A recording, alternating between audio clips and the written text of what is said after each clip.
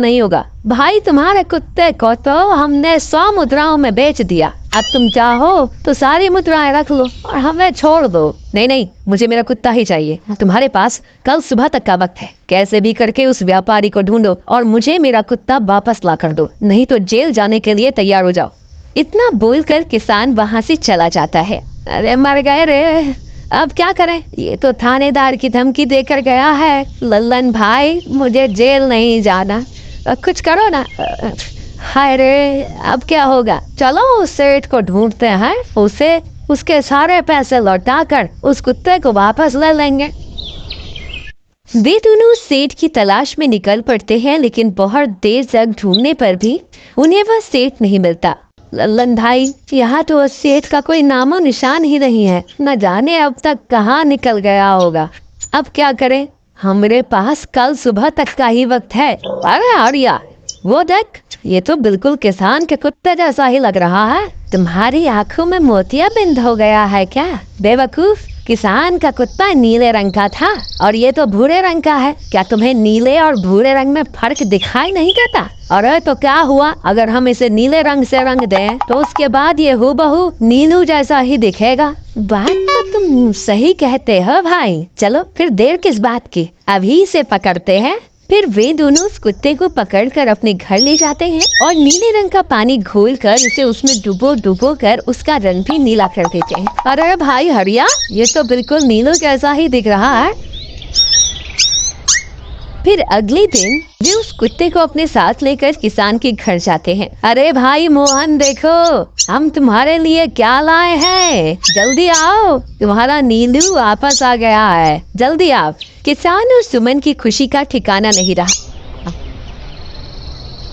लल्लन और हरिया, तुमने गुनाह तो बहुत बड़ा किया था, लेकिन वक्त रहते तुमने अपनी गलती को सुधार लिया, इसलिए मुझे तुमसे अब कोई शिकायत नहीं है, तुम दोनों जा सकते हो। फिर वे दोनों वहाँ से निकल जाते हैं। नीलू, तुम वापस आ गए, मुझे तुम्हारी कितनी फिक्र हो रही थी, कहाँ चले गए थे तुम? हाँ, आज के बाद मैं तुम्हें कभी अकेला नहीं छोड़ूंगी। मेरा नीलू इतने दिनों बाद घर आया है, इतना गंदा भी हो गया है। चलो अब हम नहाई करेंगे। फिर सुमन उसे नहलाने लगती है। अरे मेरा नीलू नाई करेगा, इतना गंदा हो गया है। पानी उसके ऊपर पड़ते ही वह कुत्ता छटपटाने लगता है।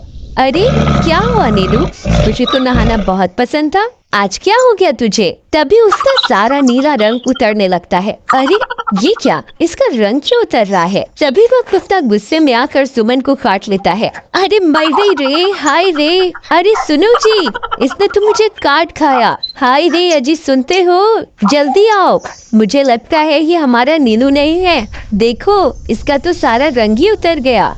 ये तुमने ठीक नहीं किया लल्लन, अब मुझसे बुरा कोई नहीं होगा। फिर किसान गुस्से में लल्लन और हरिया के घर जाता है। ए लल्लन, दरवाजा खोल, ए लल्लन जल्दी दरवाजा खोल, नहीं तो इसे तोड़ दूंगा। आज तुझे मुझसे कोई नहीं बचा सकता। अरे मर गए रे, ये तो उसी किसान की आवाज है, लगता है इसे हमारी तरकीब के बारे में पता चल गया। अरे क्या हुआ भाई, इतने गुस्से में क्यों हो? तुम्हें क्या लगता है मैं बेवकूफ हूँ? तुम किसी भी आवारा कुत्ते को नीला रंग चढ़ाकर हमें दे दोगे और हम मान लेंगे कि वो नीलू है?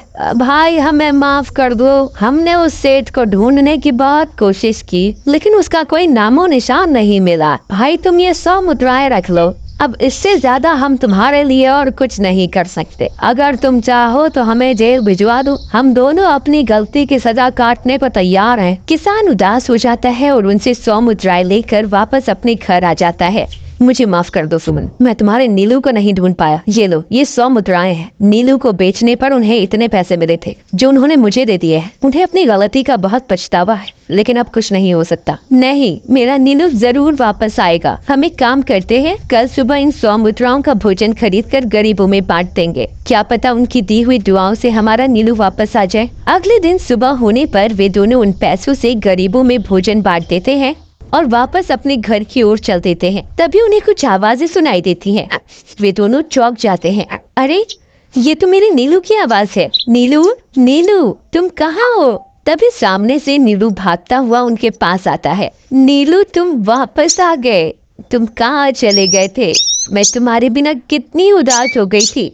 किसी ने सच ही कहा है, दुआओं में बहुत शक्ति होती है।